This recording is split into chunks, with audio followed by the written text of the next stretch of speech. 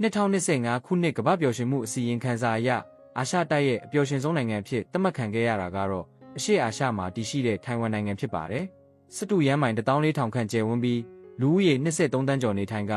အငင်းပွားဖွယ်နိုင်ငံတစ်နိုင်ငံဖြစ်လဲသတ်မှတ်ခံထားရပါတယ်။ထိုင်ဝမ်ဟာကမ္ဘာ့ပျော်ရွှင်ဆုံးနိုင်ငံများစာရင်းမှာမနစ်ကထက်အဆင့်4ဆင့်ခုန်တက်ခဲ့ပြီးစင်ကာပူကိုကျော်ကအာရှမှာပထမနေရာကိုရယူနိုင်ခဲ့တာဖြစ်ပါတယ်။ပျော်ရွှင်မှုအဆင့်သတ်မှတ်ရာတွင်တဦးချင်း GDP ပြည့်မြလူသက်တမ်းလူမှုထောက်ပံ့မှုလွတ်လပ်မှုစေတနာရှိမှုနဲ့အကတိလိုက်စားမှုဆိုင်ရာစတဲ့အချက်6ချက်ကိုထည့်သွင်းစဉ်းစားဆုံးဖြတ်တာဖြစ်ပါတယ်။ထိုင်ဝမ်ဟာစီးပွားရေးအထူးကောင်းမွန်တဲ့နိုင်ငံဖြစ်ပြီးပြည့်မြဝင်ငွေမြင့်မားခြင်းနဲ့အလုပ်လက်မဲ့နှိပါမှုတို့မှာထိပ်တန်းကရပ်တည်နေပါတယ်။ကျန်းမာရေးပညာရေးစတဲ့ကဏ္ဍတွေမှာအထူးကောင်းမွန်သလိုလူနေမှုစနစ်အမြင့်ဆုံးနိုင်ငံတစ်နိုင်ငံဖြစ်လဲသတ်မှတ်ခံထားရပါတယ်။ဒီအချက်တွေအပြင်ရာဇဝတ်မှုနှုန်းအလွန်နှဲပါခြင်းညချိန်များမှာလုံခြုံစိတ်ချစွာတွာလာနိုင်ခြင်းတဦးကိုတဦးကူညီတဲ့ဒလိရှိခြင်းနေရာဒေသအလိုက်စီးလုံးကြခြင်းစတဲ့ချက်တွေက